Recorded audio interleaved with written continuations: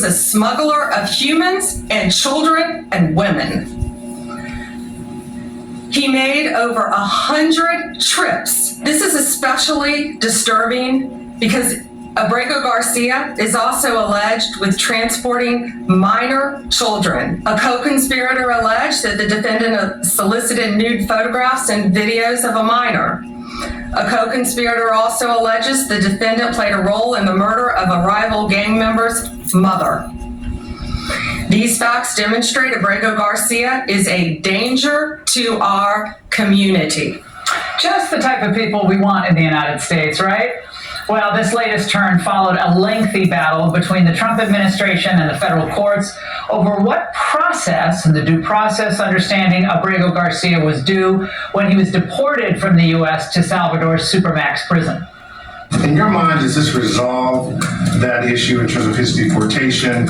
And should this be seen in any way as complying with the judge's order to return him to the U.S. and the Supreme Court ruling that the U.S. government should facilitate return? Well, there's a big difference between what the state of play was before the indictment and after the indictment. And so the reason why he is back and was returned was because there's an arrest warrant, which was presented to the government in El Salvador. So there's a big difference there. As far as whether it makes the ongoing litigation in Maryland moot, I would think so. And the Deputy Attorney General you just saw, Todd Blanche, joins us to discuss this. Todd, great to see you tonight. Thanks for joining us. When did the administration decide to open up this new investigation of Abrego Garcia? Well, I mean, look, the president and the Department of Justice since January 20th have been doing everything that we can to deport criminals who are here illegally. And that's what we did with this man. We deported him. We got him out of here. And a judge in Maryland and many members of Congress, we had a senator fly down to meet with him, questioned that decision and said, oh no, he's just a family man. And so we said, okay, we'll look into it. And when we started looking into it, and we have great law enforcement officers and prosecutors who started studying this man and investigating him, and what we found is that we were right. We were right. He is a criminal who should be deported. And at the end of the day, we have a responsibility to protect the American people and to keep our country safe. And so he was indicted, and he was indicted on very serious charges because of very serious conduct that we learned about during our investigation. And so he's returned, but he's not returned for any other reason than to face justice, period. So this had nothing to do with Judge Boasberg's decision, which I thought was, over the top. Supreme Court saying, you got to try to facilitate the return. So you're saying tonight that warning of possible contempt charges against administration officials, none of that had anything to do with the investigation?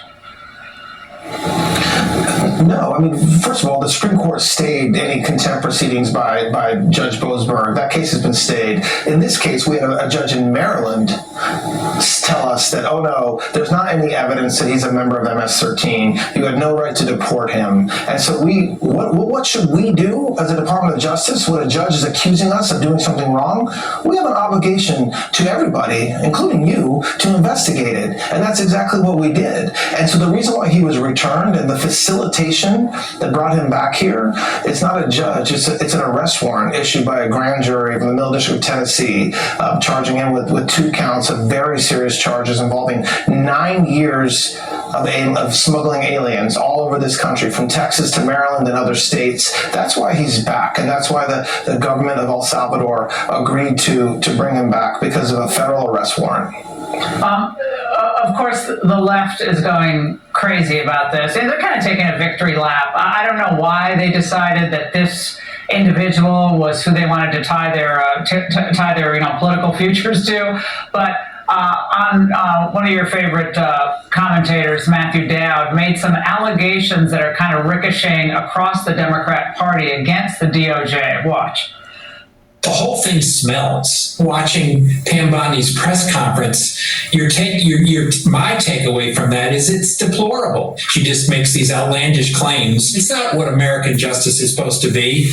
It is basically, we're going to engineer this in such a way as we decide somebody we don't like, and we're going to do with them what we want. And when we're caught, we're going to bring the full force of the American government to try to find anything we possibly can to rationalize the mistakes we made to begin with. Todd, is that accurate? Rationalizing the deportation of Abrego Garcia after the fact. That's what Dowd is alleging here. I very much agree that it's deplorable, but what's deplorable is not only the reaction to this indictment, but the conduct as alleged in the indictment of this man. I don't think that Mr. Dowd has bothered to read the indictment or the publicly filed documents that lay out the proof against him. If anybody in this country thinks it's okay to do what he's alleged to have done, we have big problems. If anybody in this country thinks it's okay for a United States senator to use our taxpayer money to fly to El Salvador to have a meal with a man who, as is alleged, has spent 9 years moving illegal aliens all throughout this country, including children. I mean, read the indictment. This isn't Attorney General Bondi making things up. This is a grand jury indictment. That means, as we all know, that a grand jury heard evidence. And you can see from the indictment the source of that evidence. This is not a case of us doing something that's deplorable. The conduct is deplorable. It's very disappointing. It's very disappointing to have people on the left now complaining when they're the same ones that were accusing the Department of Justice and DHS of doing something so wrong and so horrible by deporting this man. And then when we actually investigate our conduct, we investigate who this person is, and we find out that not only is he somebody who needed to be deported because he's, as alleged, a member of MS-13, a terrorist organization, but he also spent 9 years, basically his full-time job, according to the indictment and the publicly filed documents, doing what he did. For people to react and all of a sudden accuse Attorney General Bondi of doing anything wrong here, it's actually extraordinarily disappointing to our law enforcement partners, the people that worked this case hard to find out whether, did we get it right? Is the left right? Is the senators that went down to visit him right that this man should never have been deported? Let's look at this. Let's look at the evidence that we have to say that he's MS-13. Let's look at the evidence that we have that suggests that he's been committing very serious federal crimes. What about I'm sorry to interrupt, but the photographs that Attorney General Bondi referenced of children, I found that particularly disturbing. And we have a huge problem with child sex trafficking in the United States, especially of foreign children being brought here and trafficked, abused in some way, exploited in other ways. What can you tell us about that specifically? And is that part of the underlying charges, or just those details, added in for explanation purposes? So, yes, and look, the folks that are complaining or suggesting there's anything wrong with this indictment should take the time to read it. And they should read the detention memo that was filed today as well. When it comes to the undocumented children, you're right, Laura, it's a big problem. It's so heartbreaking that there are young children coming into this country and then being shipped off or driven off by, as alleged, by people like this man. And then we don't know what happens to them. And you're right, there's sex trafficking, there's horrible things that happen to these people. And as alleged, and this is in the indictment and the publicly filed documents, this isn't Attorney General Bondi making things up. This isn't us trying to do something, out of bounds. It's publicly filed documents that some of the individuals that this man would traffic were young, undocumented children. And it's not, that's bad enough. When you're talking about doing it in vans and vehicles where there was no safety, it's really, really heartbreaking. And so, look, this man is innocent until proven guilty, and he will get his day in court. and he is back, and we'll see what happens. Well, could we expect some of these co-conspirators who were quoted in the indictment to actually appear at trial? Maybe they have immunity or given immunity, or maybe they've already done their time and appear at trial to tell what they know about him.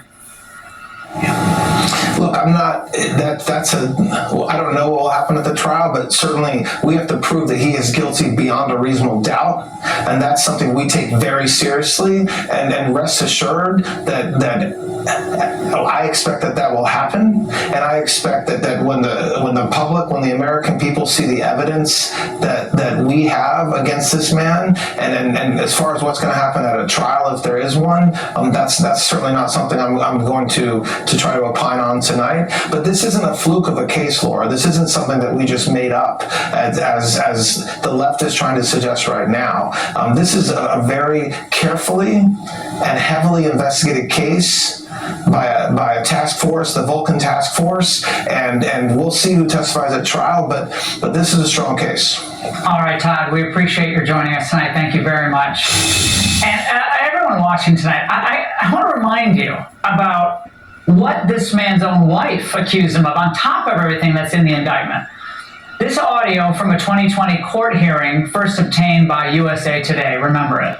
I opened the door and I was like, help. And then when he heard me, like, he grabbed me from my hair and then he slapped me. I have pictures of the evidence, like all the bruises, because even on Wednesday, he hit me like around like 3 a.m. He would just wake up and like hit me. And then last Saturday for my daughter's birthday party, before I went to my daughter's birthday party, he slapped me 3 times. And then last week I did call the police. My sister called the police because he hit me in front of my sister. Nice guy. When that audio resurfaced, his wife just brushed it off, said they weren't in a good place at the time, and that he was traumatized after being in ICE detention during COVID. But of course, the Democrats, they wanted their hero home. Chris Van Hollen, as we just heard from Todd Blanche, practically spooned with him today when he was brought back.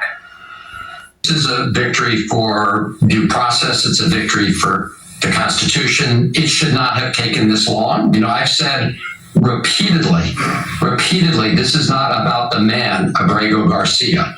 This is about his constitutional rights and really the rights of all of us, that if President Trump and his administration can trample the rights of one person, the rights of all of us are at risk.